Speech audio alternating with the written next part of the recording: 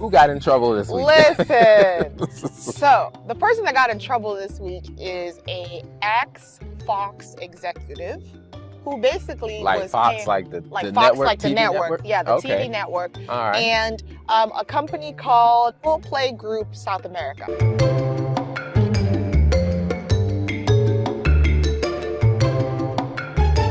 The reason why they got in trouble, and basically the story here is, well, the penalty is up to 40 years in prison. 40. Wow. 40 Okay. years in prison, okay? And basically what happened is this Fox executive, or former, they were very clear about that, you know, because they're like, you don't want any affiliations with, you know, Fox is So like, we'll say this former media executive. This former media executive, and this other company, this father and son run company, were basically charged with bribery and corruption because Wow. they were paying millions of dollars to organizations based in South America. Specifically, in this case, it was Argentina, Okay. to have full broadcasting rights to soccer matches. So for those of you that may not be well familiar with soccer, I think everywhere outside of the United States, soccer is a pretty big deal. Especially or as in we call Argentina. it, yes, or as we call it in outside America, it is football. Okay, football is a very, very, very, very big deal. We recently just went through the World Cup in December, so yeah, pretty big deal.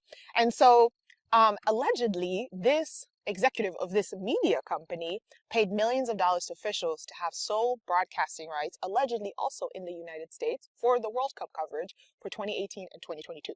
Wow.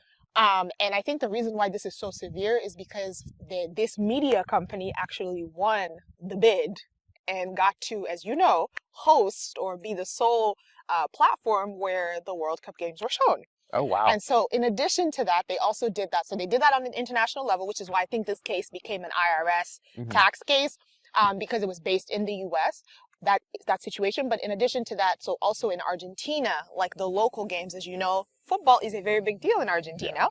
Yeah. So a lot of the local games and the regional games, they also were paying millions of dollars in bribery to these officials so that they would be the only ones broadcasting on their channels. Wow. Yeah. So of course, what that means is, if you're thinking about this, like, why is that such a big deal?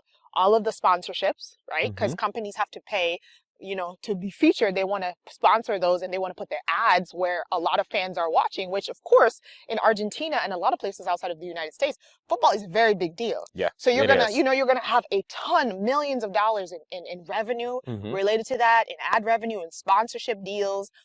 Even like, probably they had some sort of exclusive rights because they had exclusive rights to broadcasting. They were able to promote people had to sign up for memberships to be able to watch on their channel. So a lot of revenue came from this. It didn't detail how much, but he's facing up to 40 years in prison.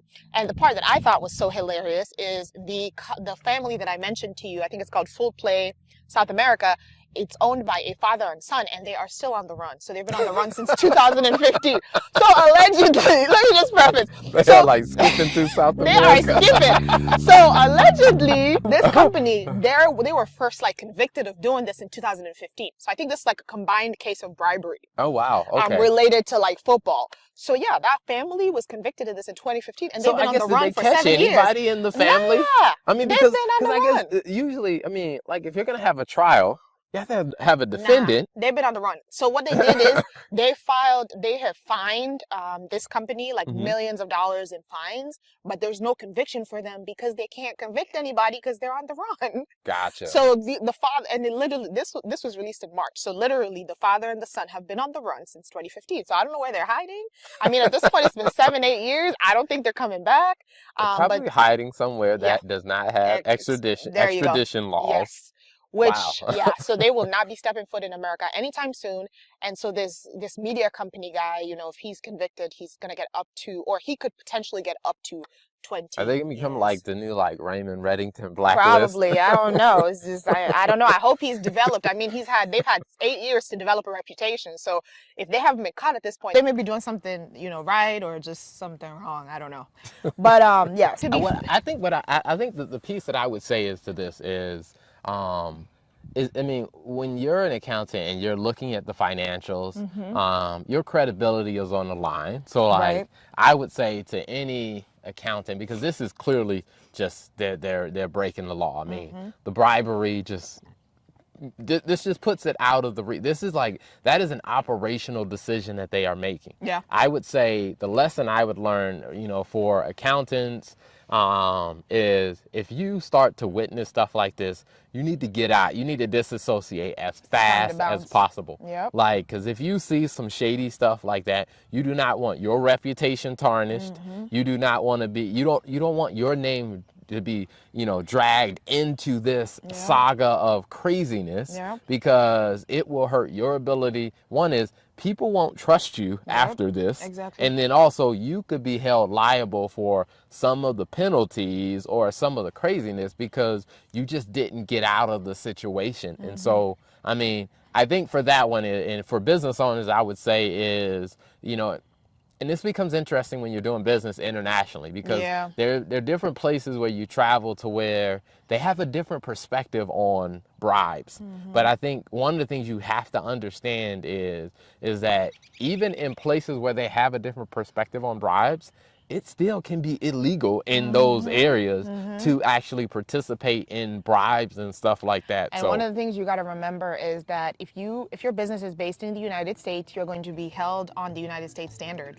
So, there's been situations where people have had, subsidiaries outside the United States, but ultimately that money is still coming back to America. So just be mindful of the fact that, even though it might be something that's not really, I guess, people kind of turn a blind eye to outside the U.S., just know that there is still a possibility that you could get in trouble for doing that in the United States, or for it happening even though it was outside. So just something to keep in mind.